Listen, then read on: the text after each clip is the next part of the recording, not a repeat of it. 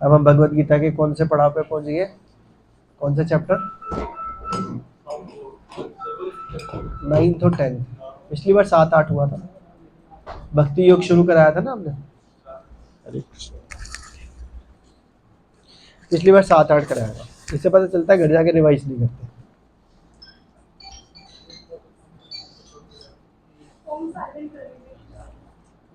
तो बहुत important chapters होंगे। तो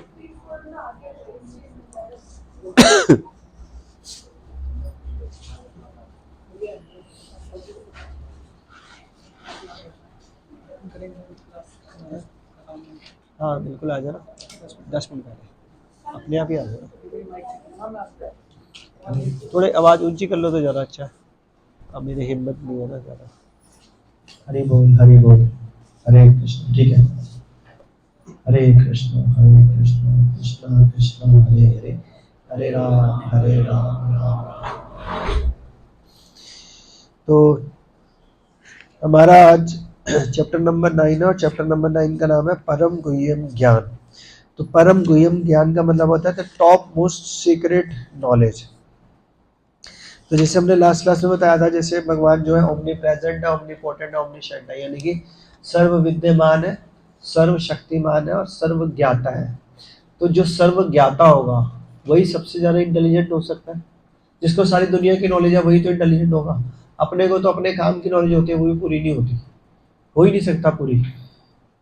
कोई बोले मैं सीए बन गया तो मुझे पूरा अकाउंट्स आ गया, हो ही नहीं सकता, क्योंकि उसको तो इंडिया का अकाउंट्स है, उसमें भी वो कहेगा जीएसटी स्पेशलाइजेशन है मेरा, है? कोई बोलेगा इनकम टैक्स स्पेशलाइजेशन है मेरा, है ना? इतने सारे टैक्स हैं।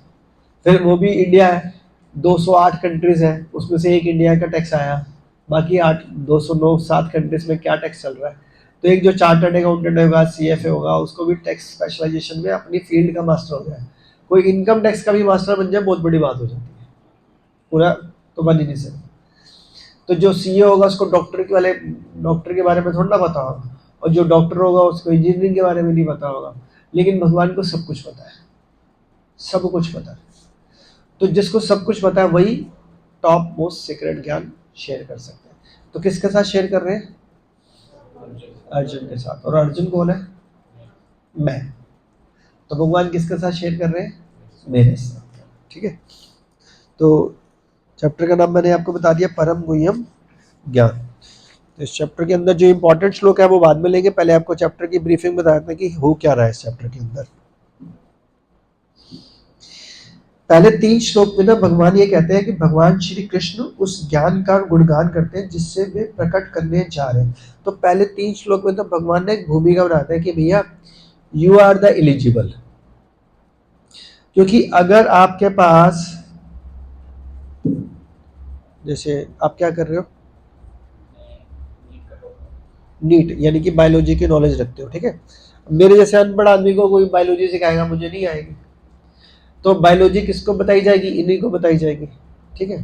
अब जैसे प्रभु जी टीचर है तो इनको मैथ साइंस आती है, तो इनसे कोई मैथ साइंस की बात करेगा तो मैथ साइंस इनको समझ में आएगी, मेरे को नहीं आएगी। तो जो पात्र होगा उसी को तो समझाया जाएगा। ये तो टीचर की काबिलियत हो जाती है ना। तो टीचर कौन है? कृष्ण। तो कृष्ण को पता है पात्र कौन होगा, तो पात्र है अर्जुन, जो उस चीज को समझ पा सकता है। हम 45-48 मिनट के भगवत गीता के ज्ञान को, जो भगवान ने 45 से 48 मिनट में भगवान ने गीत गाया। कितने मिनट था? 45-48, 45 ना, 45 में। तो 45 मिनट में भगवान ने पूरे 700 श्लोक गा लिए, मतलब भगवान ने जितने गाने थे 500 कुछ श्लोक, तो वो भगवान ने गा लिए। अब अपने को पूरे 1 घंटे के ऊपर एक श्लोक के ऊपर चर्चा हो जाए तो रह जाती है नॉलेज अधूरी, एक श्लोक के ऊपर, क्योंकि जैसे मैंने कहा था नहीं, खत्म होगा उसके बाद डेप्थ में शुरू होगा। तो जब टॉप मोस्ट सीक्रेट चीज कोई बताने जा रहा है तो उसको पता होएगा ना कि सामने वाला को इतना कैपेबल है। तो first of all congratulation to all of you, क्योंकि अभी आपको टॉप मोस्ट सीक्रेट नॉलेज आने वाली है, तो आप सब उसके पात्र हो। तो ये 3 श्लोकों में भगवान ने भूमिका बताई। उसके बाद भगवान 10 श्लोक, यानी कि 4 से 10 श्लोक तक ऐश्वर्य ज्ञान, यानी कि कृष्ण का इस जगत से संबंध। सबसे इंपॉर्टेंट चीज होती है संबंध। जब तक किसी के साथ संबंध नहीं है तब तक वो बंदा बेकार है, इम्पॉसिबल। एक लड़का जा रहा था सड़क पे, ठीक है, एक लड़की को रोक दिया कि रुको मेरी बात सुनो, उसने थप्पड़ मारा पलट के। क्या मतलब, न जान न पहचान, तू मेरा मेहमान है, ऐसे ही होगा और क्या। लेकिन अगर उसी लड़के की या उसी लड़की की उस लड़के के साथ शादी होगी, एक संबंध बन गया, तो बात शेयर होगी कि नहीं होगी? 100% शेयर होगी, एक दूसरे से बातें करेंगे, समझाएंगे एक दूसरे को। तो यहाँ पे सबसे पहले भगवान का संबंध बता रहे हैं कि अर्जुन के साथ संबंध है। यानी कि यहाँ पे क्या सिखाया जा रहा है, जब तक गुरु का शिष्य के साथ और शिष्य का गुरु के साथ संबंध नहीं है, नाम की दीक्षा लेने से कुछ नहीं हो जाता कि स्टेज पे खड़े हुए हैं गुरु जी और 10,000 गुरु शिष्य को दीक्षा दे दी, वेरी गुड। संबंध कैसे बना? तो संबंध ही नहीं बना तो ज्ञान आदान प्रदान कैसे होगा? सही बात है कि नहीं? तो संबंध के बारे में बता रहे हैं भगवान यहाँ पर। और फिर क्या बोलते हैं, 11 से 25 तक भगवान कृष्ण के विभिन्न उपासक हैं। फिर वो अपने अलग अलग उपासकों के बारे में बता रहे हैं कि जैसे मैं अभी इस रूम के अंदर किसी को बुलाता हूँ, मैं कहूँगा आज का लेक्चर ये देंगे, ठीक है। अब आपको जो लेक्चर देने आ रहा है उसके बारे में कुछ पता ही नहीं है। जैसे कोई स्पीकर को, चीफ गेस्ट को बुलाते हैं, ऑनर को बुलाते हैं ना, तो पहले उसका वेलकम ओरिएंटेशन दिया जाता है, ही और शी इज़ लाइक दिस, भाई ये BBA MBA MPhil है, इतने सालों से इस्कॉन में प्रचार कर रहे हैं, इतने सारे कोर्सेज कर रखे हैं, इतने सारे भक्तों को कीर्तन करवाते हैं, लाइक अपना जीवन समर्पित कर, बहुत सारी चीज़ें। तो आपको लगेगा अच्छा ये वाला बंदा बोलने वाला है, आप तो ध्यान से सुनेंगे। सही बात है ना? तो भगवान बता रहे हैं कि मेरे कौन कौन से उपासक है यहाँ पे। फिर भगवान बताते हैं कृष्ण भक्ति की महिमा, लास्ट में बताते हैं कि कृष्ण भक्ति की महिमा क्या होती है, कि अगर कोई कृष्ण भक्ति करता है तो उसका क्या हो सकता है। तो ये जो इसमें इम्पोर्टेंट श्लोक है, तो ये तो था 34 तक महिमा बताते हैं। अब मैं आपको बता रहा हूँ कि इसके जो इम्पोर्टेंट श्लोक है जो हमारे को लाइफ चेंज करने वाले हैं, उन श्लोकों पे डिटेल में चर्चा करूंगा मैं।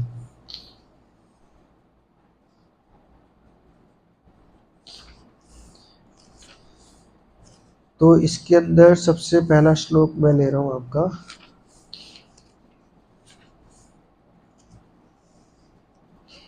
श्लोक नंबर 14। ये बोल रहे हैं सततम कीर्तयन्तो माम यत् तजन्से दृढ़ता नाम यंस्त मां भक्त्या नित्य युक्त उपासते। ये महात्मा मेरी महिमा का नित्य कीर्तन करते हुए, दृढ़ संकल्प के साथ प्रयास करते हुए, मुझे नमस्कार करते हुए भक्ति भाव से निरंतर मेरी पूजा करते हैं। तो हमारे को देखना चाहिए महात्मा होता कौन है। हम दुनिया में ऐसे यूट्यूब पे कितने सारे लोग आ जाते हैं जो लेक्चर दे रहे हैं, तो देखना चाहिए क्या वो भगवान की महिमा का कीर्तन दृढ़ संकल्प के साथ हमेशा करते हैं या नहीं करते। Suppose I am a good orator और suppose I am a good speaker, ठीक है, लेकिन मेरे अंदर भक्ति नहीं है, लेकिन मेरे को बोलना आ रहा है, तो आपको चेक करना चाहिए कि भाई ये जो बोलने वाला है ये किस लेवल का है। तो क्या बोल रहे हैं भगवान, बोलते हैं जो महात्मा होते हैं वो भगवान की महिमा का नित्य कीर्तन करते हुए दृढ़ संकल्प के साथ प्रयास करते हैं। कभी भगवान ने ये नहीं बोला कि पूरा का पूरा एफर्ट्स पास कर लेते हैं। प्रयास करना हमारे हाथ में है और कुछ भी हमारे हाथ में नहीं है। तो मैं हमेशा एक फॉर्मूला बताता हूँ, दैट इज कॉल्ड PP। याद है किसी को? Yes, very good. Prayer and, ये फॉर्मूला लिख सकते हो आप लोग, प्रेयर एंड प्रैक्टिस। तो जब हम भगवान को प्रेयर करते हैं, जैसे मैंने लास्ट क्लास में बताया था कि अगर कोई डॉक्टर है तो अपना दा बेस्ट देता है, लेकिन अगर पेशेंट को कोई ऐसी बीमारी है जिसको वो ठीक नहीं कर सकता, तो वो क्या बोलता है आखिरी में, कि भाई घर वालों को बोलता है कि भाई बड़ा मुश्किल है, इनके लिए भगवान से प्रेयर करो, बोलते हैं ना। तो इसका मतलब होता है प्रेयर में भी बड़ी शक्ति होती है। तो अगर हम प्रेयर को अपनी रूटीन का पार्ट डेली बना लें और अपना दिनचर्या वाला सारा काम करना शुरू कर दें, बिजनेस, जॉब, तो डबल, वो क्या आजकल फ्रेज चल रहा है, डबल इंजन की सरकार। तो हमारे डबल इंजन की लाइफ चल जाएगी कि भगवान की प्रेयर डेली और प्रैक्टिस करनी है। तो ये दो काम करेंगे तो काम हो जाता है। तो यहाँ पे लिखा हुआ है, जो मुझे नमस्कार करते हुए भक्ति भाव से निरंतर मेरी पूजा करता है। कब करता है? निरंतर।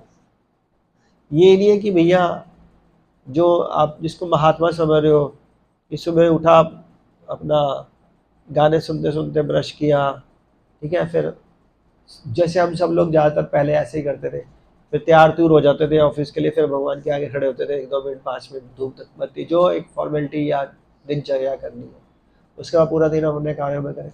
शाम को भी आए तो एक छोटी सी आरती कर ली, ओम जय जगदीश्वर है, ठीक है।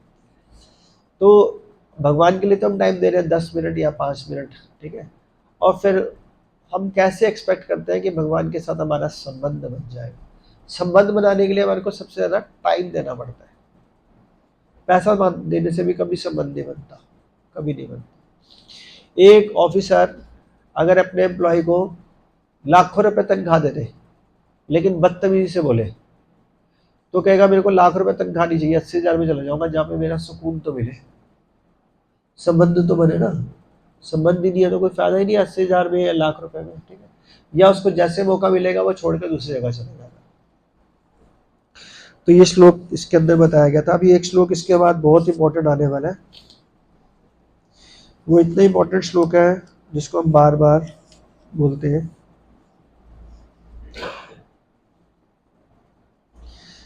ये श्लोक है 22 नंबर।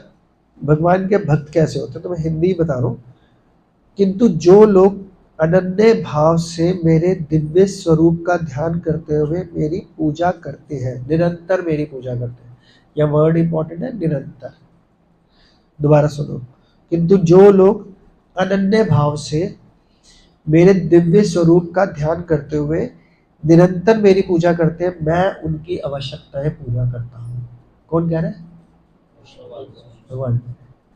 कि जो बंदा निरंतर अनन्य भाव से मेरी पूजा करता है, मैं उसकी आवश्यकताएं पूरा करता हूँ और जो कुछ उसके पास है उसकी रक्षा भी करता हूँ। इतनी गारंटी कोई दे सकता है? कोई म्यूचुअल फंड वाला, LIC वाला, कि जो तेरे पास है उसकी गारंटी, और जो नहीं है वो दूंगा भी सही, ये मेरी गारंटी है। किसकी गारंटी है? भगवान श्री कृष्ण की। अब इससे ज्यादा लाइफ में और क्या चाहिए होगा कि कोई बंदा ऐसा हो जो मुझे बोल दे कि भैया तेरे पास जो है उसकी रक्षा मैं करूंगा। नंबर 1। अपने को भय किस चीज का रहता है कि जो है खिंचना जाए, हाँ, और जो नहीं है वो मिल जाए। तो भगवान कहते हैं जो नहीं है उसकी आवश्यकता मैं पूरी कर दूंगा और जो है उसकी रक्षा मैं करूंगा। अब माँ बाप किसकी चिंता करते हैं सबसे ज्यादा?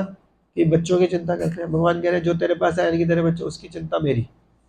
तो अपना भक्ति कर रहा है ना, नो प्रॉब्लम, अपना बिजनेस कर रहा है, जॉब कर रहा है, लेकिन मुझे कभी भूल नहीं रहा। लंच टाइम होता है तो प्रेयर करके प्रसाद खाता है, तो भूल नहीं रहा मेरे को। हाँ जी। पर मुझे ऐसा है, मंदिर में जाता था एक बार, तो हर रोज जल चढ़ा गया, उसके जस्ट थोड़ी देर बाद में एक और भगत जाता था, उसको एक पत्थर मार के आता।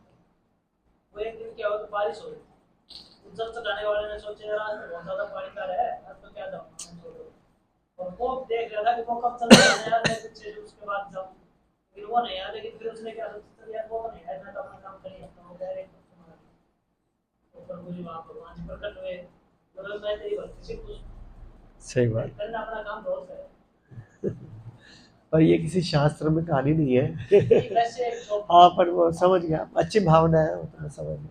तो निरंतर काम करना, नियम की बात है। हाँ नियम तो है, सही बात है। तो यहाँ पे क्या लिखा है कि जो आवश्यकताएं होती है उसकी पूरा करता हूँ और जो आपके पास है उसकी रक्षा करता हूँ। तो ये 22वां नंबर श्लोक है। अब जो श्लोक आ रहा है 26वां, इतना इंपॉर्टेंट है, अगर कोई इसको एक श्लोक को अपनी लाइफ में इम्प्लीमेंट कर ले तो भगवान के साथ साक्षात्कार कर सकता है।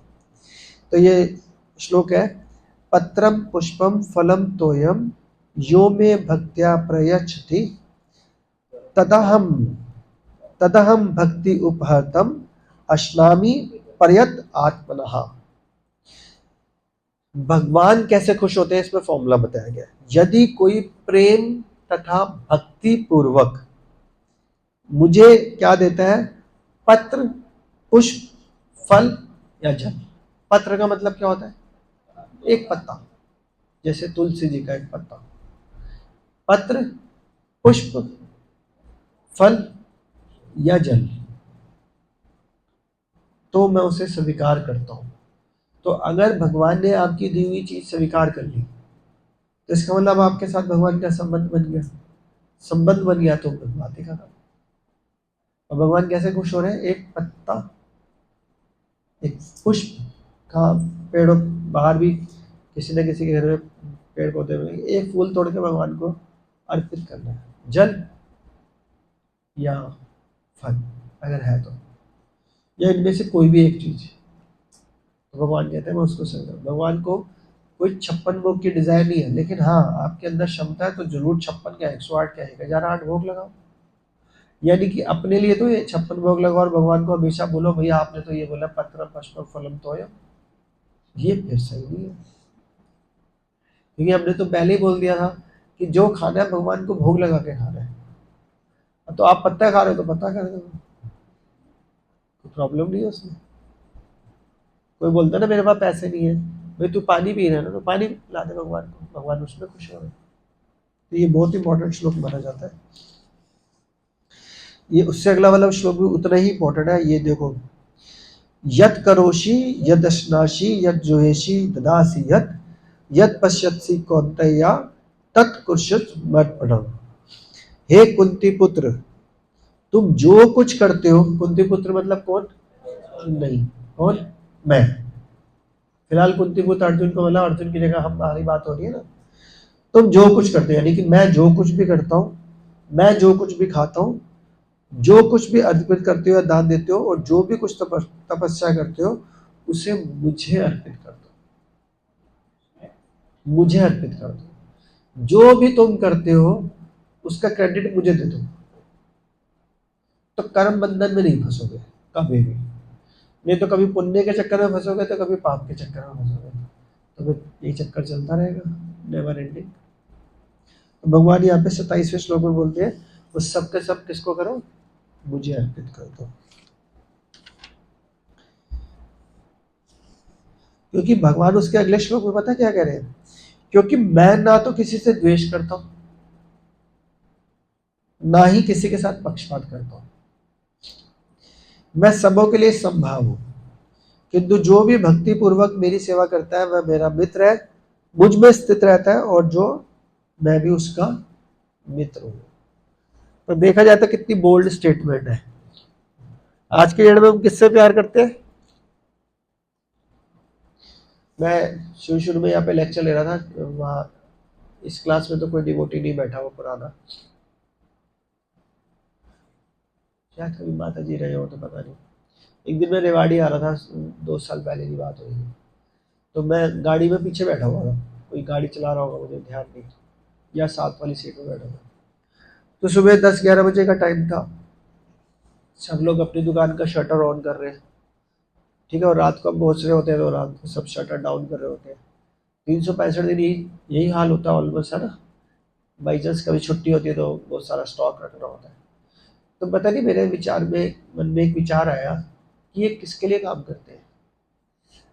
आप सब भी से क्वेश्चन पूछूंगा, आप किसके लिए जॉब और बिजनेस करते हो, तो एक ही आंसर होगा सबका, मैं अपने लिए और मेरी। यानी कि 20-21 साल तक पढ़ाई करते हो, उसके बाद जॉब या पैसा कमाने में लग जाते हो, टिल डेथ।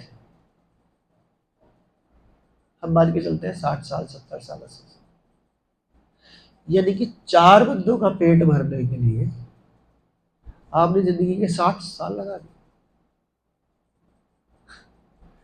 4 बंदों का 6 लगा लो, वैसे तो आजकल 4 ही है, और 4 के बाद क्या हो जाता है, फिर तो आजकल वाइफ भी कमा रही है, बच्चे भी कमाने लग जाते हैं, पेंशन भी आ रही है। हम मान के चलते हैं 4 में एक ही कमा रहा है। 4 बंदों का पेट भरने में हमने जिंदगी के 60 साल लगा दिए। तो क्वेश्चन ये होना चाहिए कि भगवान ने मेरे को इसीलिए पैदा किया था, कि मैं अपना पेट भरूं और अपने बीवी और बच्चों, क्योंकि आजकल तो कोई पड़ोसी को भी कुछ दे नहीं रहा, रिश्तेदारी भी आपको पता है कितनी रह गई है, सिर्फ शादी और गमी में जाते हैं, इसके अलावा तो कुछ है ही नहीं, आप सबको अच्छे से पता है। मंथ इन ब्लू मून कुछ होता है तो होता है most of the time, I am talking in general.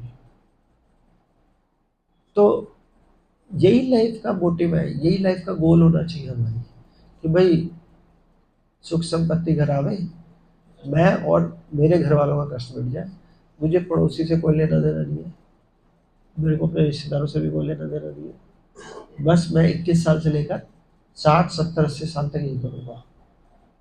और कुछ लोग बोलते हैं 60 साल के बाद हम समाज सेवा करते हैं, बुरा मत मानना अगर कोई समाज सेवी बैठा हो, तो ये भी बुरा मत मानना, क्योंकि ना उसके बाद हमारा घर पे टाइम पास भी नहीं हो रहा होता, क्योंकि हम 60 साल के बाद रिटायर हो चुके होते हैं, आप कोई हमारे को यस सर भी नहीं बोल रहा,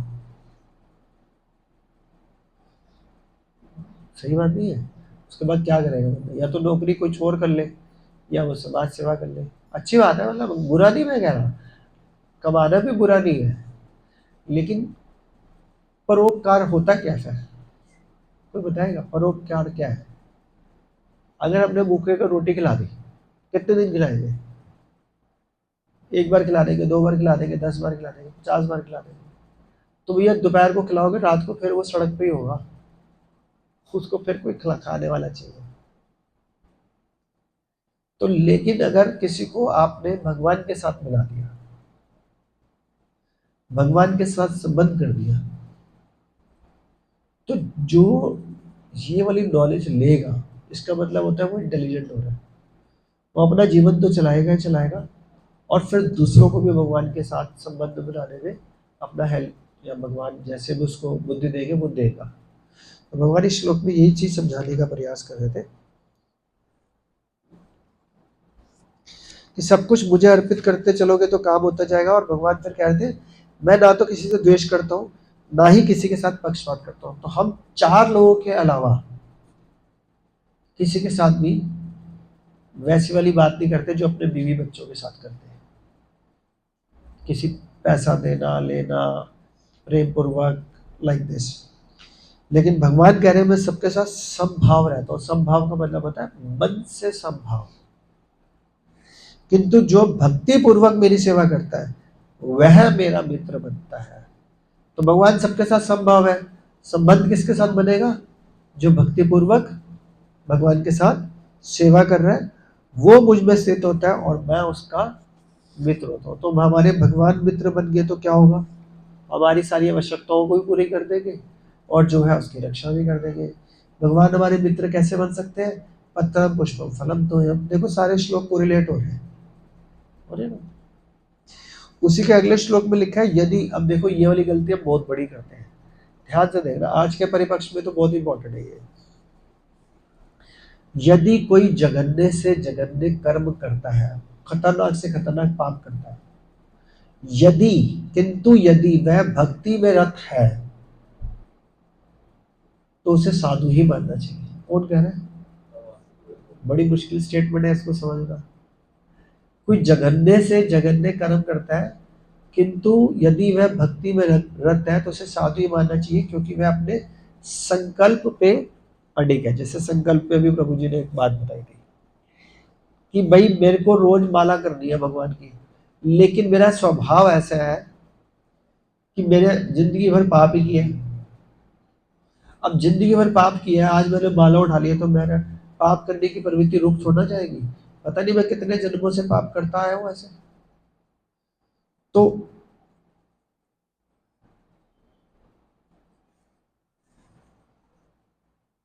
अगर मैं बंद नहीं कर रहा, लेकिन मैं अभी इस पंखे को बंद कर दूं तो ये इसी क्षण बंद हो जाएगा? नहीं होगा ना, पंखे तो चलते रहेंगे। तो उसको 2 मिनट 3 मिनट 5 मिनट लगेंगे, तो जितनी उसकी इंटेंसिटी तो चलता रहेगा। तो सेम मैं पाप करना बंद भी कर दूं लेकिन पंखा चल रहा है, वो पिछले जन्मों के कारण है, लेकिन वो भक्ति करता जा रहा है, लेकिन पंखा भी चलता जा रहा है, हल्का हो गया और हल्का हो गया और हल्का हो गया, रुक जाएगा कभी ना कभी। लेकिन हमारे को लगता है हाथ में तो माला ले ली, मुंह पे तिलक लगा दिया इसने, पाप तो अभी भी कर रहा है। भैया पहले 100 करता था दिन में, अब 90 पे आ चुका है, अब 80 पे आ जाएगा, 70 पे आ जाएगा, कभी ना कभी रुक जाएंगे। लेकिन हमने क्या कर दिया, उसको आज ये अपराधी बना दिया। इसका मतलब ये नहीं है कि उसको सजा नहीं मिलनी चाहिए, मैं जस्टिस को हाथ में लेने की बात नहीं कर रहा। मैं एक बोल रहा हूँ, हम उसको मन से दोषी ना समझे। हाँ, लोकाचार की वजह से अगर कुछ कर रहा है तो वो तो उसकी सजा मिलनी चाहिए, ये तो फैक्ट है, क्योंकि अदरवाइज रोल मॉडल गलत होगा, है ना। लेकिन मन में करना चाहिए कि भाई जैसे हमारे बच्चे गलती करते हैं तो हम उसको हमेशा के लिए मार थोड़ा देते हैं। हम कहते हैं बेटा कोई बात नहीं, ये सजा है, तेरे को आज खाना नहीं मिलेगा। तो भगवान भी यही पे कह रहे हैं। देखो भगवान यहाँ पे प्रूफ कर रहे हैं कि मैं भगवान हूँ, मैं आपका माँ बाप हूँ, आप मेरे बच्चे हो, आप गलती करोगे, आप गलती करना धीरे धीरे कम कर दोगे, मैं आपको समझाता जाऊँ, समझाता जाऊँ, समझाता जाऊँ। तो हम अपने बच्चों के साथ कितनी भी गलती कर लें। मैं एक जगह पढ़ाने जाता था, बहुत साल पहले की मैं बता रहा हूँ, 20 साल पहले या 25 साल में। उसके पापा नॉक करते थे, किसी के घर में पढ़ाने जाता था, और उसको 50 का नोट दे के जाते थे। बताई थी ये बात? नहीं बताई। उसको 50 का नोट देके आते, मतलब 20 साल पहले 50 का नोट भी बहुत वैल्यू रखता था। 20 साल नहीं हुए मुझे, 15 साल हुए होंगे, एक आइडिया। तब भी 15 साल पहले ही 50 का नोट बहुत वैल्यू रखता था। भैया ऑलमोस्ट डबल की, तो डबल से ज्यादा की वैल्यू रख तो है ही आज। आज 500 के नोट को कोई कुछ नहीं समझता, है ना। तो मैं बोलता हूँ कि रोज नॉक करके देखो 50 रुपए देके जाते हैं, बड़ा अमाउंट था उस टाइम पे। क्या करता है? कह रहा सिगरेट पीता हूँ, 11वीं का बच्चा। मैंने कहा तेरे पापा को पता है? कह रहा हाँ। मैं कहा तेरे पापा तेरे को सिगरेट देने पीने के लिए 50 रुपए का देके जाते हैं? कह रहा हाँ। मैं हो ही नहीं सकता यार, मैं नहीं मानता। 15-20 साल पहले तो और थोड़ा कल्चर था। मैंने कहा यार मैंने तो कभी नहीं देखा ना सुना ऐसा। कह रहा सर देखो, वो एक नाम स्कूल का नहीं बोलूंगा, रिकॉर्डिंग में जा रहा है, वो रिप्यूटेड स्कूल से था। कह रहा सर सब पीते हैं, ड्रग्स भी लेते हैं, हैं? तो मैं कुछ ले रहा हूँ तो गलत क्या है? फिर क्या हुआ, पापा से लड़ाई होगी, भाई पहले पापा पैसे नहीं देते थे, तो मैं हर पनवाड़ी से उधार करने लग गया, क्योंकि वो बड़े प्रेस्टिजियस फैमिली से था कि भैया ये तो अमीर का बाप का बेटा है, इसको तो पैसे तो मिल ही जाएंगे। रोज सिगरेट उधार लेने लगा। अब 2 महीने 4 महीने 6 महीने हो गया, वो पनवाड़ी घर पे आने लगे। उसके घर में रोज तांता लगने लगा पनवाड़ियों का कि भैया बेटा उधार मांगा। तो अड़ोसी पड़ोसी के सामने तो इज्जत के छिलके उतर जाएंगे रोज। पनवाड़ी आ रहा है कि सिगरेट का, तो सिगरेट पी रहा है, वो उधार कर रहा है। उसके बाप कहते हैं भैया उधार छोड़, मैं तेरे को पैसे समझा लिया, नहीं मैंने। ये मैंने यहाँ सत्संग में बैठ के झूठ नहीं बोला। तो हम भी तो भगवान के बच्चे हैं। तो उस बाप ने उस बेटे को घर से तो नहीं निकाला कि निकल जा आज, खत्म बात। तो ऐसे हम भी कितने पाप कर रहे होंगे या करे होंगे। लेकिन आज हम भक्ति में जुड़ गए, लेकिन साइकिल चल रही है अभी, धीरे धीरे खत्म हो जाएगी। तो ना तो खुद टेंशन लेनी है, ना अगर कोई दिख रहा है यार, आपको अपनी भक्ति से मतलब होना चाहिए। उसकी साइकिल भगवान देख रहे हैं, हम जज बन जाते हैं। ठीक है, तो हमारे को ये समझना पड़ेगा कि कोई जगन्य से जगन्य कर्म भी करता है, यदि वह भक्ति में रत रहता है तो उसे साधु मानना चाहिए, क्योंकि वह संकल्प में अडिग रहता है।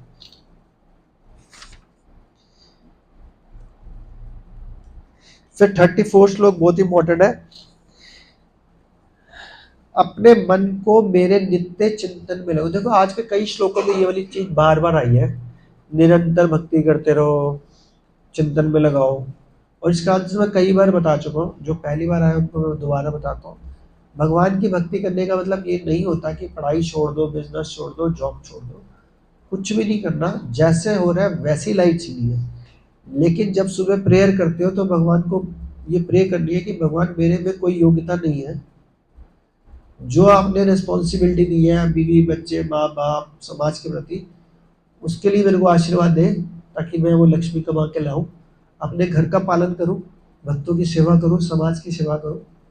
तो काम तो वही का वही है, लेकिन आश्रित किसके ऊपर होंगे? भगवान के ऊपर होंगे। शाम को आओ फिर थैंक्स बोलो, थैंक यू भगवान आपने बुद्धि दी, मैं बिजनेस कर पाया, ये तो मेरे में तो कोई योग्यता नहीं है। लेकिन हम क्यों नहीं बोल पाते? क्योंकि हमारे को लगता है हमारे में बहुत योग्यता है। ज्यादातर लोग पता क्या बोलते हैं? I am self made, self made man.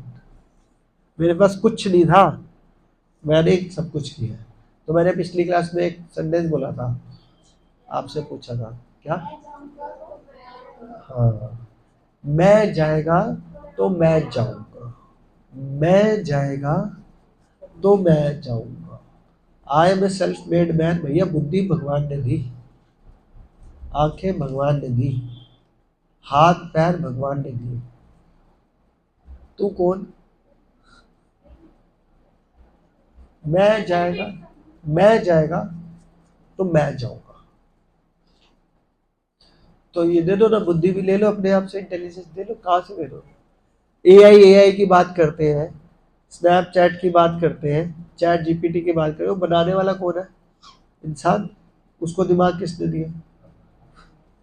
Computer किसने बनाया? यस। प्रभु जी हमारे रिलेशन में एक बच्चा है, उसकी एज तो लगभग करीब 40 साल के करीब होगी, 40 वर्ष। लेकिन उसका जो माइंड रहेगा वो 4 साल के 4 साल का। अब बीमारी होती है कई बार। Yes yes.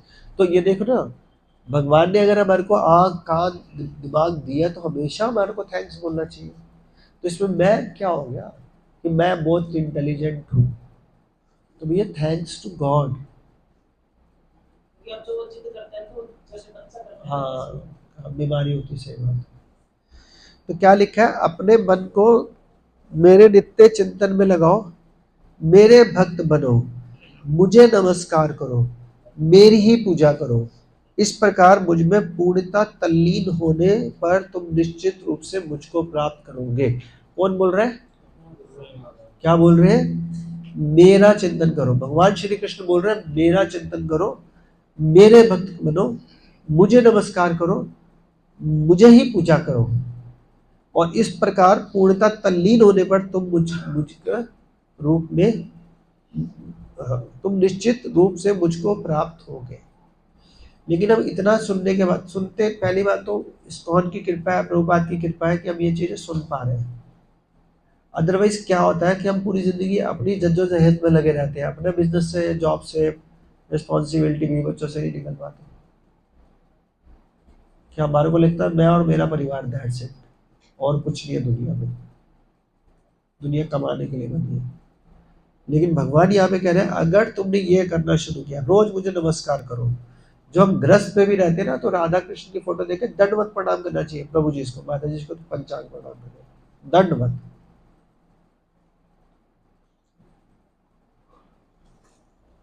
और दंडवत नहीं कर सकते तो पंचांग करो, पंचांग नहीं कर सकते तो नमस्कार तो करो, सर तो झुकाओ। तब हम भगवान को प्राप्त कर सकते। तो इस अध्याय का जो मेन श्लोक थे वो मैंने यहाँ कवर किए। अब बात करते हैं अध्याय नंबर 10। इसको बोलते हैं विभूति योग और श्री भगवान का ऐश्वर्य। इसमें भगवान ने ना पूरा ऐश्वर्य बताया इसमें, लेकिन ना 4 श्लोक ऐसे हैं, पंडित प्रभु आप मत बताना, श्वेता माता जी आप मत बताना, 4 श्लोक ऐसे हैं जिसमें पूरी भगवत गीता का निचोड़ है। कोई बताएगा कौन से श्लोक है वो? पूरी भगवत गीता का निचोड़, उसको बोलते हैं चतुर्श्लोकी भगवत गीता। पता है आपको? बोलो। नहीं, नंबर नंबर बता दो बस। हाँ बताओ। मत चित्ता मत व्यथ प्राणा बोधि अंत परस्पर। ठीक है, और अभी मैं क्लास में बोल रहा था तेषम सतत युक्ता नाम। तो कुल मिला के 10.8 9 10 11 नंबर से याद कर लो। 10वें अध्याय का 8वां 9वां 10वां गया, इसको बोलते हैं चतुर्श्लोकी भगवद गीता। वैसे तो एक श्लोकी भगवद गीता भी है, द्विश्लोकी भगवद गीता भी है, त्रिश्लोकी भगवद गीता भी है, चतुर्श्लोकी। एक श्लोक में भी भगवद गीता दी गई है, वो भी बता दूंगा आपको, मतलब निचोड़ भगवद गीता पर इंपॉर्टेंट चतुर्श्लोकी भगवद गीता, वो उसके ऊपर हम डिस्कस करेंगे आपको 10वें अध्याय में।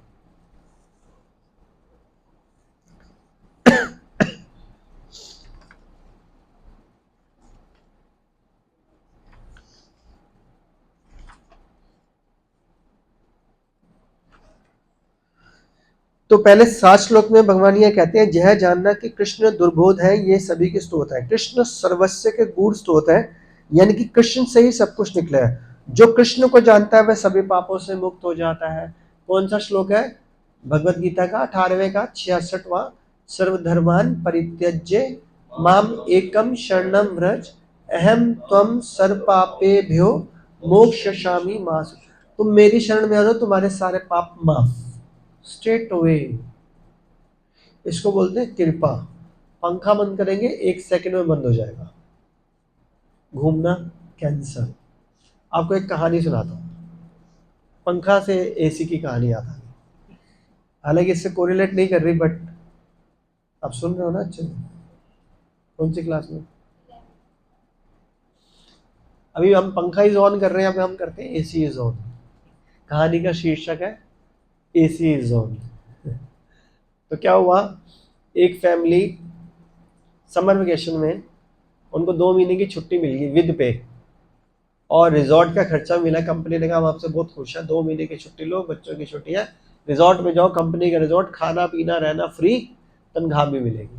तो कोई भी ऐसा बंदा नहीं होगा जो नहीं जाएगा, क्योंकि अभी तनख्वाह भी आ रही है, हाँ, रहना खाना पीना, अपनी बिजली का बिल भी बच गया दोनों ने।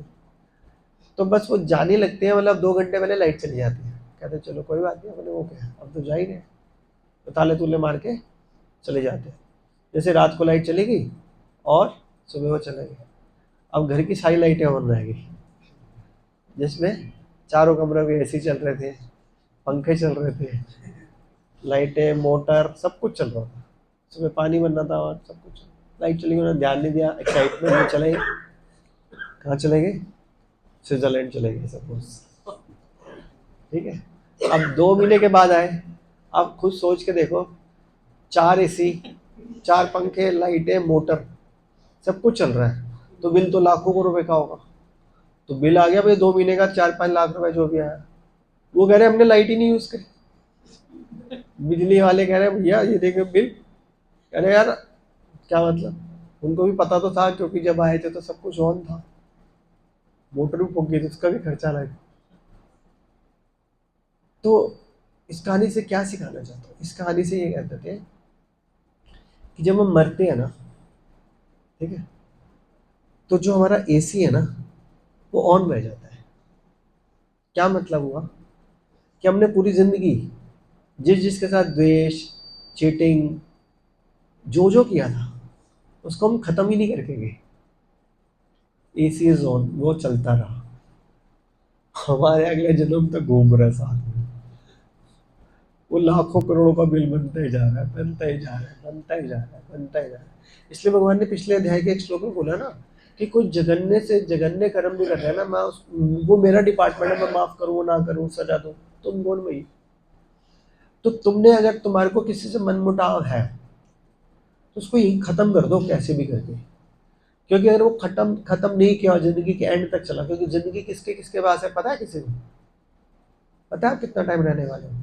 तो अभी पिछले झगड़े अगर निपटे नहीं तो आप तो उसके साथ ही जाओगे, आप साथ जाओगे तो एसी ऑन रह जाएगा, अगला सर्कल जो होएगा वो और ज्यादा घिनौना होगा, क्योंकि पहली वाली चीजें लेके आओगे, अब इस जन्म की तो अलग से आएगी, पिछले सारे जन्मों की अलग से आ रही है। तो ये मुझे बहुत अच्छा लगता है हमेशा। तो हमेशा हमारे पंजाबियों में तो कहते हैं ना मिट्टी पा यार, हैप्पी होली पहले ऐसे तो करते थे, छोड़ना है जो गला शिकवा अब छोड़ो यार, खत्म। तो हमारे को भी ऐसा कोशिश करनी चाहिए, हर होली दिवाली ये वो, जब भी भगवान ने ऐसे फेस्टिवल बनाया, जिससे नहीं बोलते तो उसके घर जाओ, तिलक करो, मिठाई का डब्बा दो, कोई बहाना मिल जाएगा ना, चल छोड़ यार, तेरी गलती थी तो ठीक, मेरी गलती तो ठीक। अपनी तरफ से एसी क्लोज कर दो, सामने वाला नहीं क्लोज करेगा, वो उसका एसी इज ऑन, अपने वो क्या लेना देना। आप खत्म करोगे तो 90% खत्म कर देगा। सही बात, पहली बात तो आपकी गलती है तो आप तो पहले ही खत्म कर देना चाहिए, और दूसरे की गलती है तो भी आप मान जाओ कि ठीक है यार छोड़ना, दोस्त है, मान के खत्म बात। तो क्या बता रहे, कृष्ण सर्वस्व गूढ़ स्रोत है, और जो कृष्ण को जानता है वह सभी पापों से मुक्त होता है। जो कृष्ण को जानता है वही तो अपने एसी बंद करेगा। तो दूसरा कहेगा एक बात बता, गलती उसने करी, माफी मैं मांगने जाऊँ, तो भैया तेरे को अपना एसी तो बंद करना ही पड़ेगा। सही बात नहीं है? आगे क्या बोल रहे हैं 4 से 7 में, कृष्ण सभी गुणों तथा व्यक्तित्वों के स्तोत्र है, सभी गुणों तथा व्यक्तित्वों के स्तोत्र है, उनको शक्तिमान स्वीकार करने से आत्मसमर्पण होता है। जैसे विराट रूप कभी आपने भगवत गीता में पढ़ा ना, तो उसमें लिखा हुआ है कि जब अर्जुन को भगवान ने विराट रूप दिखाया ना, तो दिखाया जो बॉडी के अंदर जितनी भी वेन्स आर्टरीज थी वो पता है क्या थे, पता है किसी को? नदियां, सागर, समझा? भगवान के सूर्य चंद्रमा तो भगवान से ही निकले हुए, ठीक है ना? तो पूरा जगत उसमें दिखाई दिया, पेड़ पौधे, जंगल, नदियां, सागर, नाले, सब कुछ।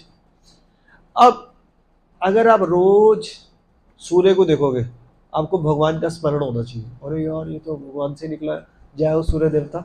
आपको ना भगवान के साथ साक्षात्कार हो रखा है, आप तो भगवान के परम भक्त हो, वहां हरि बोल। नदी को देखोगे तो आपको लगेगा, क्योंकि नदी में पानी देखोगे तो लगेगा अरे भगवान से तो निकला, अरे जय हो भगवान, आप ना होता तो पानी ना आता। कुछ देख लो आप, तो सबके स्रोत कौन है? तो कब आपके क्षण भगवान को भूल सकते हो, सोच के देख लो आप। अब जिस कागज पे लिख रहे होगे ऑफिस में, वो कहां से बनता है? तो पेड़ प्रकृति से आए, प्रकृति कहां से है? भगवान। तो ये चीजें जब पढ़ोगे तभी तो अंदर जाएंगी, जब जाएंगी तभी तो रियलाइज होएगी, रियलाइज ही नहीं होएगी तो फिर भगवान को कैसे याद कर सकते हो आप? भाई दो तरीके से नॉलेज आ सकती है, कैसे आ सकती है? सुन के या पढ़ के, या तो श्रवण करो ज्यादा से ज्यादा, जैसे अभी आप सुन रहे हो, या पढ़ो, तब पता चलेगा। फिर आगे लिखा है कृष्ण समस्त भौतिक तथा आध्यात्मिक जगतों के स्रोत है। भौतिक और आध्यात्मिक जितने भी जगत है, ओरिजिनेट कौन करता है? एक कहानी सुनाता हूँ, वो सुनाई थी ब्रह्मा जी वाली कहानी मैंने आपको, 4 सर वाली। आप लोग नए हो तो मैंने नहीं सुनाई होगी, सुना देता हूँ।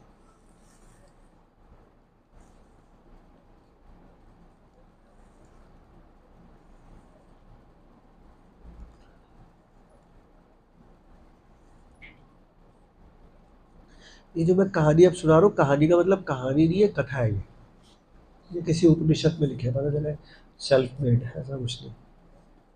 तो भगवान के पास दर्शन करने गए ब्रह्मा जी। ब्रह्मा जी, जैसे हम बचपन से हमारी एनसीईआरटी पढ़ाती है, विष्णु ब्रह्मा विष्णु महेश, ठीक है? तो फिर ब्रह्मा जी क्रिएटर होते हैं, विष्णु जी पालनहर्ता और शिव जी नरसंहार, है ना? ऐसे पढ़ते हैं ना बचपन से हम। तो ब्रह्मा जी क्रिएट करते हैं, तो पूरे जगत के क्रिएटर कौन हुए? अभी तो हम पढ़ रहे हैं भौतिक और आध्यात्मिक के तो भगवान जी है। अभी आप बोल रहे हो ब्रह्मा जी। अब फाइनल बताओ, ब्रह्मा जी है भगवान है?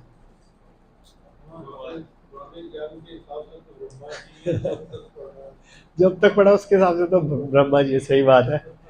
तो क्या हुआ, ब्रह्मा जी को भी लगता है कि मैं क्रिएटर हूँ, वो क्रिएट भी वही कर रहे हैं, ठीक है? तो अंदर से लग तो रहा था कि भाई, जैसे मैं बोलता हूँ ऑल ग्लोरीज टू शिला प्रभात, सब कुछ शिला प्रभात, लेकिन अंदर से लगता है मैंने लेक्चर बहुत बढ़िया दिया। किसने दिया? मैंने। हार भी मुझे पड़ा है, ठीक है? तो ब्रह्मा जी को भी अंदर से तो यही लग रहा था। तो भगवान के पास प्रणाम करने गए कि कुछ बात करने गए, तो उनके भगवान तो अंतर्यामी है, भगवान ने बोला अभी जो भी अब मेरे से मिलने आए ना, द्वारपाल को बोल दिया जय विजय को, उसको गेट पे रोक लो। सुनी हुई कहानी वाली आपने? गेट पे रोक लो, उसका इंट्रोडक्शन पहले कार्ड भेजो मेरे पास, आए तो ना अंदर आ जाएगा कोई भी, फिर मैं परमिशन दूंगा। अब ब्रह्मा जी आ रहे हैं, अब द्वारपाल भी बेचारे जय विजय, तो ब्रह्मा जी है। द्वारपाल भी बेचारे डरते डरते रोक दिया कि अपना इंट्रोडक्शन दो। ब्रह्मा जी कह रहे हैं एक्सक्यूज मी, मैं तो ब्रह्मा हूँ भाई, मैं कौन सा इंट्रोडक्शन दूँ तुम्हारे को? कह रहे नहीं, भगवान जी ने कहा है। कह रहे उनको जाके बोल दो फिर कि ब्रह्मा जी आए हैं। तो बताते हैं कि जाके बोलते हैं ब्रह्मा जी आए। कह रहे कौन से ब्रह्मा जी? और द्वारपाल भी कंफ्यूज बेचारे कि यार ब्रह्मा जी तो एक ही है, भगवान ये कैसा क्वेश्चन पूछ रहे हैं। तो वो ब्रह्मा जी से पूछ रहे, कह रहे भगवान पूछ रहे कौन से ब्रह्मा जी? कह रहे यार एक ही तो ब्रह्मा है, सृष्टि का रचयिता। तो अब वो जय विजय को तो पता ही था, वो अंदर जाके फिर भगवान को बोलते हैं, भगवान जी वो कह रहे हैं एक ही तो ब्रह्मा है सृष्टि का रचयिता। कह रहे कौन से सृष्टि का रचयिता? हम सारे जय विजय पे टेंशन में आ गए, अब इतने सीनियर ब्रह्मा जी से कैसे क्वेश्चन पूछे, तो ड्यूटी करनी है। कह रहे कौन से सृष्टि का रचयिता? खैर कौन सी सृष्टि का रचयिता, क्या एक ही तो सृष्टि है भैया, रचयिता मैं।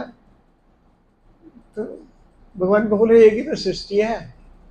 तो भगवान को बोलते हैं, कह रहे वो कह रहे एक ही तो सृष्टि है। कह रहे उनसे जाके पूछो कितने सर है उनके।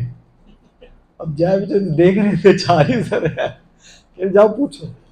और बेचारे पे पूछ रहे, कह रहे वो पूछ रहे कितने सर है आपके। कह रहे यार एक ही तो ब्रह्मा है, 4 सर वाला कौन सा ब्रह्मा आ गया। तो बेचारे जाते कह रहे वो 4 सर वाले ब्रह्मा जी हैं। कह रहे हाँ हाँ भेजो भेजो। तो वो अंदर जाते हैं तो प्रणाम करते हैं। कह रहे भगवान वैसे तो मैं कोई और टॉपिक पे डिस्कस करने आया था, लेकिन अब टॉपिक चेंज हो गया। टॉपिक ये है कि क्या था ट्रेलर जो आपने दिखाया 4 सर वाले, क्या इंट्रोडक्शन ले लिया, मैं रोज तो मिलता हूँ आपसे, तब तो कभी नहीं रोका। कह रहे अच्छा तो एक बार आंख बंद करो। तो वो आंख बंद करते हैं, जैसे ही आंख बंद करते हैं घंटियों की आवाज आती है, टा टा टा टा, खतरनाक इतनी घंटी। कह रहे खोल लो खोल लो। खोलती है तो लाखों करोड़ों ब्रह्मा दंडवत प्रणाम कर रहे हैं, तो झुकते हैं तो सबके मुकुट जमीन पे गिरते हैं, खट खट खट खट खट। तो वो ब्रह्मा जी जो थे सब देखे ये क्या हो रहा है। वो कह रहे इसलिए तो मैं पूछ रहा था भाई, मैं इतना बिजी आदमी हूँ विष्णु, इतने सारे ब्रह्मा को टैकल करना पड़ता है, लाखों करोड़ों, मुझे क्या पता 4 सर वाला आया है, 1 लाख सर वाला है, 1 करोड़ सर वाला आया है। तेरे को छोटी सी सृष्टि दे रखी है तो तेरे 4 सर दिए हुए। तो क्या पता चला, भौतिक और आध्यात्मिक जगतों के स्तोत्र कौन है? तो ब्रह्मा जी को एक ड्यूटी दी गई है। प्राइम मिनिस्टर किसी को चाहता है तो बोल देता है भाई फाइनेंस मिनिस्ट्री तू संभाल ले, फिर उसको लगता है 1 महीने के बाद भी चेंज कर दो, तो चेंज कर देगा। तो वो बोलेगा भैया मैं फाइनेंस मिनिस्टर हूँ, देश तो मैं चला रहा हूँ, पूरे हो गए, चल साइड चल रहा, तेरे को कोई भी पोस्ट नहीं है, तू एक MP है, चल खत्म, गेम खत्म हो जाएगी, ले लो मैंने। अभी तक वो फाइनेंस मिनिस्टर था, अभी वो सिंपल MP रह गया, कोई पूछ ही नहीं रहा, ना टीवी में ना रेडियो में, कोई बात ही नहीं हो रही। तो असली PM कौन है? कृष्ण। उनके डिपार्टमेंट दे रखे हैं ब्रह्मा विष्णु, मतलब विष्णु तो अलग रोल होता है शिव जी को कि आपने ये काम करना है। लेकिन हमारी मिसकंसेप्शन क्या हो जाती है कि हम सोचते हैं कि यही भगवान हो गए। तो कृष्ण समस्त भौतिक और आध्यात्मिक जगतों के स्रोत है। जो बुद्धिमान लोग उनकी उपासना करते हैं वे सदैव उनके बारे में चर्चा करने में रत रहते हैं। जो बुद्धिमान, क्योंकि वो बताया ना भगवत गीता के 10.10 में, तेषम सतत युक्ता नाम भजताम प्रीतिपूर्वक ददामि बुद्धि, ददामि बुद्धि। तब भगवान बुद्धि देते हैं। तो जिसको बुद्धि देंगे वही बुद्धिमान होगा ना। तो जो बुद्धिमान होगा वो सीधा भगवान को पकड़ लेगा। भाई हर पत्ते पे पानी देने से पौधा हरा भरा नहीं हो जाता, रूट पे पानी देना है। भगवान को पकड़ लोगे तो सारे देवी देवता बहुत खुश हो जाते हैं, तो उनको हमारे को आदर देना चाहिए। कृष्ण अपने भक्तों को अंदर से बुद्धि देते हैं और दयापूर्वक उनके अज्ञान का नाश करते हैं। फिर 12-13 में लिखा है, कृष्ण परम सत्य, परम पवित्र, अजन्मा और महानतम है। उनकी प्रभुता पुष्टि नारद व्यास, तो भगवान को ग्लोरीफाई व्यास देव जी करते हैं, नारद मुनि जी करते हैं। नारद मुनि क्या करते हैं, हर लोक में जा सकते हैं, आज झपकते नहीं एक दूसरे लोग, तो वो उनको हमेशा गुणगान करते रहते हैं। कृष्ण के अतिरिक्त उन्हें कोई नहीं जानता। फिर बताया अर्जुन कृष्ण से उनके दिव्य ऐश्वर्यों के, तो अब यहाँ पे अर्जुन अपनी जिज्ञासा करते हैं कि भगवान अपने ऐश्वर्य को बताओ। तो भगवान अपने ऐश्वर्य को बताते हैं कि नदी नाले वगैरह वगैरह सब कुछ, ठीक है। तो अब मैं इसके इंपॉर्टेंट श्लोक लूंगा, बस 5-7 मिनट हमारे पास टाइम है। तो इसमें मैं चतुर्श्लोकी पे ज्यादा फोकस करूंगा, 10.8, 9, 10। उससे पहले कोई श्लोक आ रहा तो मैं बता दूंगा आपको। तो 10.8 श्लोक very very very very very very important. अहम सर्वस्य प्रभुवो मत सर्वे प्रवर्तते इति मत्वा भजन्ते मां बुद्धा भाव समन्विता। इसका मतलब होता है भगवान यहाँ पे दोबारा डिक्लेयर कर रहे हैं, मैं समस्त आध्यात्मिक तथा भौतिक जगतों का कारण हूँ, मेरे से सब कुछ नहीं कर रहा। आप माइक को देखोगे तो कहोगे यार ये भी भगवान से है, आप बोलोगे यार ये क्या बात कर रहे हो, ये तो इन्वेंशन है। अरे भाई ये मेटल किससे बना, ये कहाँ से निकला मेटल, बताओ ये मेटल कहाँ से, लोहा कहाँ से निकलता है, जमीन कहाँ से आई, खत्म। हमारे शरीर कैसे बना, पृथ्वी अग्नि जल वायु आकाश, तो फिर कहाँ से, तो जब पृथ्वी के अंदर से खनिज निकल रहे हैं तो खनिज कहाँ से आई, खत्म बात। बिजली कहाँ से आई, कोयले से आई या पानी से आई, एटॉमिक से आई या सन से आई। 5 मिनट है अभी, आपने 6:20 कहा था।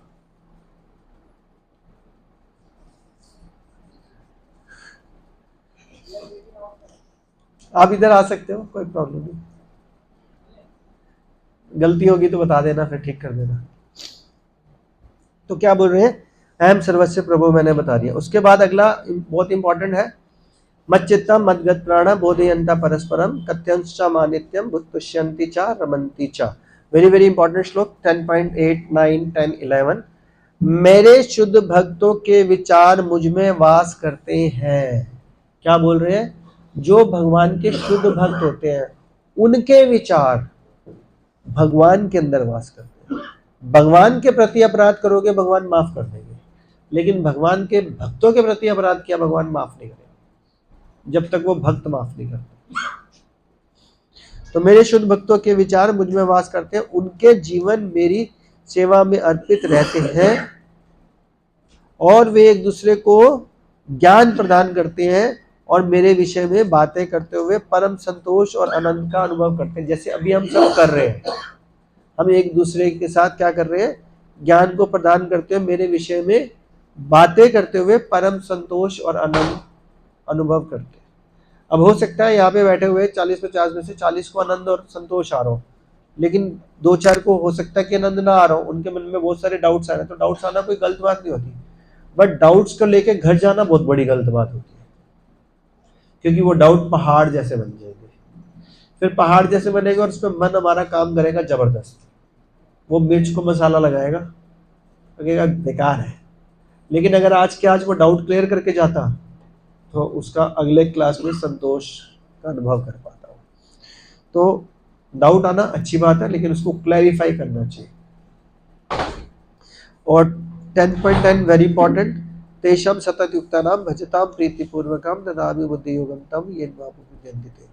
जो प्रेम पूर्वक मेरी सेवा करने में निरंतर लगे रहते हैं, मैं उन्हें ज्ञान प्रदान करता हूँ जिसके द्वारा वो मुझ तक आ सकते हैं। क्या बोल रहे हैं, जो प्रेम पूर्वक निरंतर मेरी सेवा में लगे रहते हैं, प्रेम पूर्वक। तो सबसे इंपॉर्टेंट वर्ड क्या है यहाँ पर, तो हम काम तो करते हैं लेकिन प्रेम मिस हो जाता है। तो प्रेम ज्यादा इंपॉर्टेंट है। जैसे मैं इससे पहले वाली क्लास में भी ये बोल रहा था कि अगर कोई भी हम काम में अगर विनम्रता या विनीतता नहीं होती ना, तो बहुत मुश्किल है। वो काम तो हो जाता है, लेकिन जिसका उसका एंड रिजल्ट आना चाहिए था वो नहीं आना चाहिए। तो जो प्रेम पूर्वक मेरी सेवा में करने में निरंतर लगे रहते हैं, तो प्रेम पूर्वक और निरंतर, ये नहीं आज कर लिया, आज मेरा मन सही है फिर 10 दिन नहीं किया। तब भगवान कह रहे हैं मैं उन्हें ज्ञान प्रदान करता हूं जिसके द्वारा वो मुझ तक आ सकते। और लास्ट श्लोक था, मैं उन पर विशेष कृपा करने के हेतु उनके हृदयों में वास करते हुए ज्ञान के प्रकाशमान दीपक के द्वारा अज्ञान जन्य अंधकार को दूर करता हूं। क्या करते हैं, विशेष कृपा। अभी हमने पहले भी श्लोकों में पढ़ा था ना कि भगवान सबके लिए समभाव है, भगवान किसी के साथ द्वेष नहीं करते, लेकिन जो भगवान की निरंतर सेवा करते हैं भगवान उसके साथ मित्रता पूर्वक संबंध बनाते हैं। तो जब भगवान के साथ संबंध बनाएगा तभी तो भगवान उसके अज्ञान जन्य अंधकार को दूर करेंगे। हम मौसमी मेंढक की तरह अगर आएंगे भैया होली दिवाली या महीने 2 महीने में क्लास में अगर आ गए कि आज कुछ नहीं है करने को तो क्लास में चले जाओ, तो फिर तो ये मनोधर्म है। एक सोचा नहीं संडे के दिन मेरे को भक्ति सीखनी है मतलब सीखनी है, दुनिया इधर की उधर हो जाए, तो फिर भगवान क्या करते हैं, कृपा करते हैं। तो ये 4 श्लोक थे, इसको बोलते हैं चतुर्श्लोकी भगवत गीता, जो इम्पोर्टेंट है। तो आज हम इतना ही करेंगे, और आपका कोई प्रश्न है, टिप्पणी है, जिज्ञासा तो पूछ सकते हैं। किसी का है?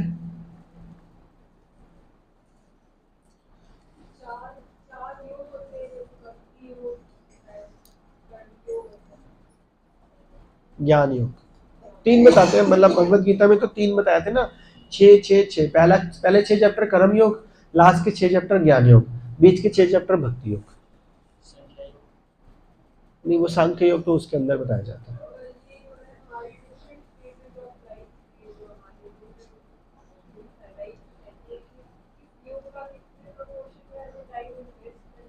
हाँ, ये माता जी एक्चुअली में पता है क्या होता है? अच्छा क्वेश्चन है आपका।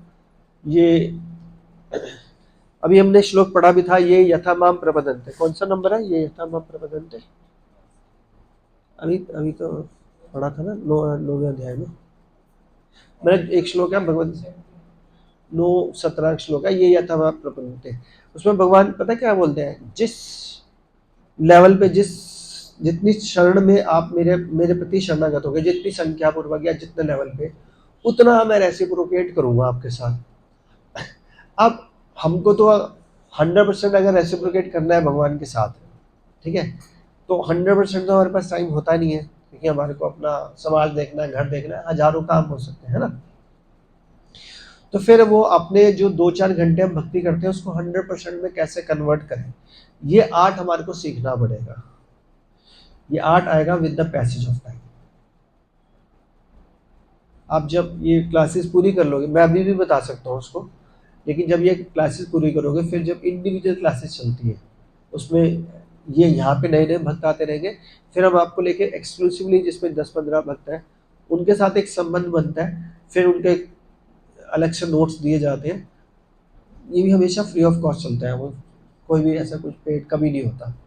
तो उससे ये हो जाता है कि फिर ना पर्सन टू पर्सन वेरी करता है। जैसे सपोज आप जॉब करते हो, है, अब माता जी पढ़ते हैं, ये गृहिणी है, हर एक का शेड्यूल अलग, हर एक का लाइफ स्टाइल अलग, ठीक है। अब हो सकता है किसी का 1 बच्चा हो सकता है किसी के 4 बच्चे हो, तो उसके 4 के शेड्यूल, उसको घर बेचारी माता जी को 4 बच्चों को पढ़ाना लिखाना बहुत टाइम लगेगा।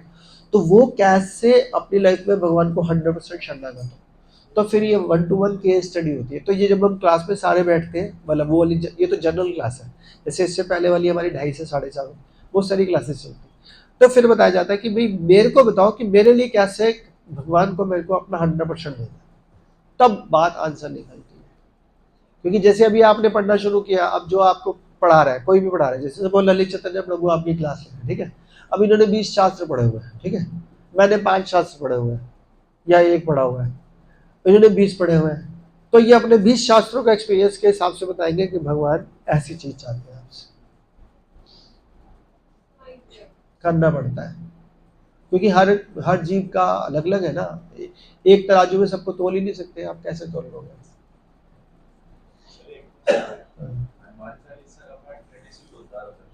देखो, अगर उसका हनुमान चालीसा का पाठ करना कोई बुरी बात नहीं है, अच्छी बात है।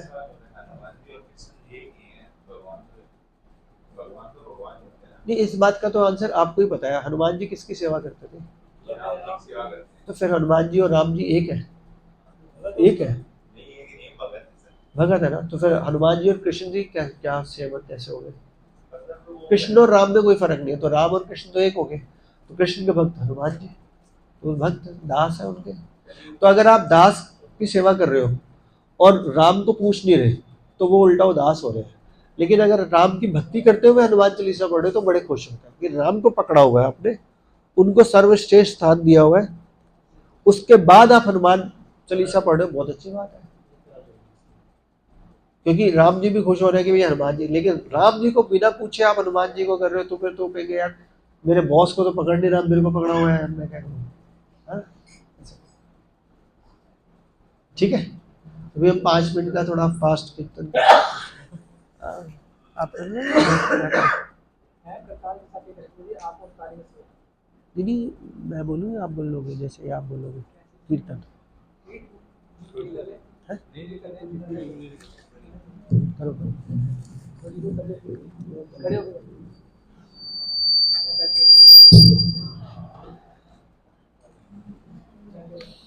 जैम में अच्छा बजाएगा, तो ताल मेरे को दे दो, कोई बात नहीं।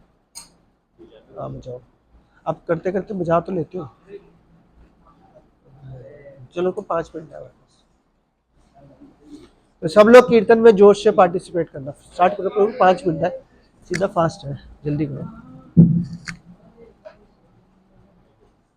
ऐसी ट्यून रखो जो पीछे सब बोल लें, हल्के ट्यून। हरे कृष्णा कृष्णा कृष्णा, जल्दी जल्दी जल्दी जल्दी। हरे कृष्णा कृष्णा सीधा फास्ट